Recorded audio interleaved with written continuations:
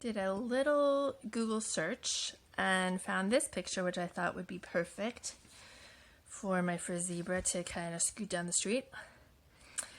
So here's my picture, and I'm going to use that and just draw some of the background details. So all of these houses, I'm going to probably do a few of them, not all, and also definitely include the line of this street. So I'm going to start off by sketching in some of those shapes and some of the lines of my street and sidewalk.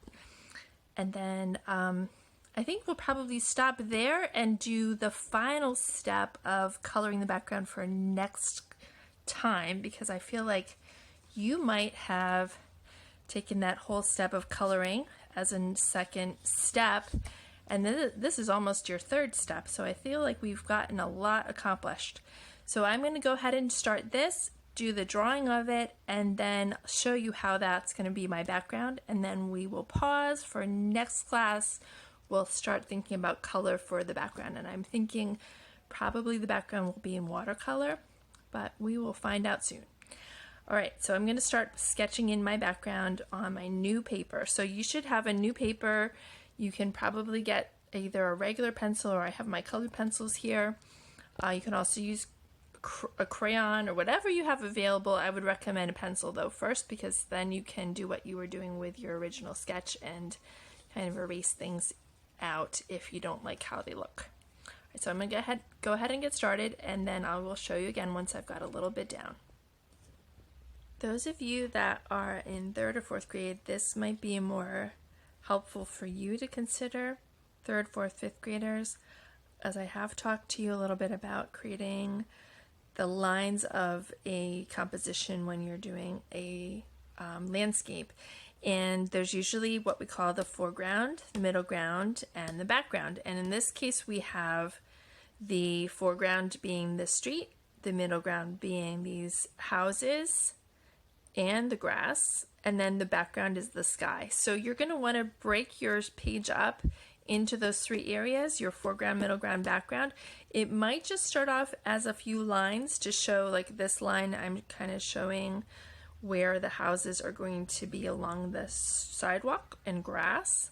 And then this line that I made is the division between the tops of the houses and the sky.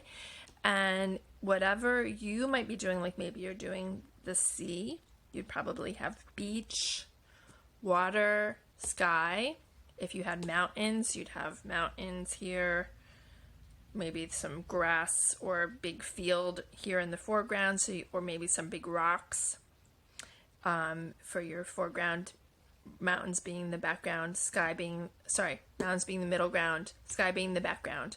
So you want to think about those 3 areas, your foreground, middle ground, background. What are they? What are they going to be? Looking at the picture, or the picture in your head, or the picture that you're looking at, okay?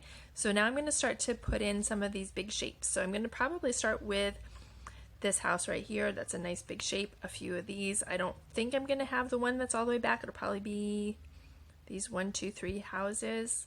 Definitely, I've already got my mailbox in. Need to straighten them out a little bit. Probably a few clouds in the sky. So I'll start off with those shapes, and then I'll pause it. I'm pausing it, and then I'll come back again.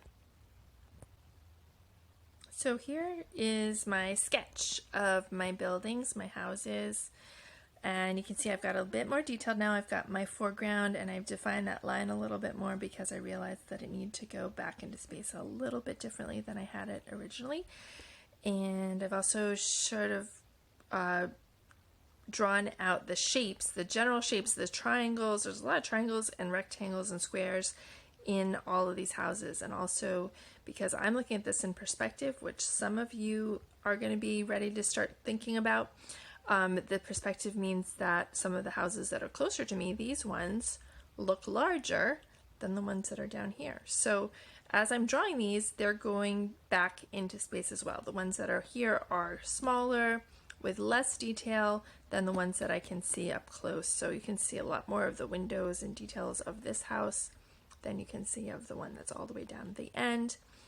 And I would encourage you to do a little more of that drawing out of your background, and then look at your creature and decide where you want your creature to go. So I'm probably going to have my for zebra even come off the page a little bit because I like the idea of the background showing a little bit more and him kind of flying into the space, something like that.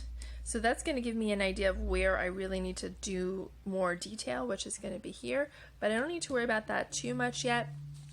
The next part that I'm going to be showing you for next class is doing the watercolor paint or markers with water, or you can try just coloring for your for filling in all of this area. So I want you to just do a little more sketching, get your background to the place that you're happy with. Remember to do your foreground, middle ground, background, and that's pretty much it for this week. And then I will see you again next week to start doing color on this. All right, everyone, great to talk to you, and I will look forward to seeing what you come up with. Bye.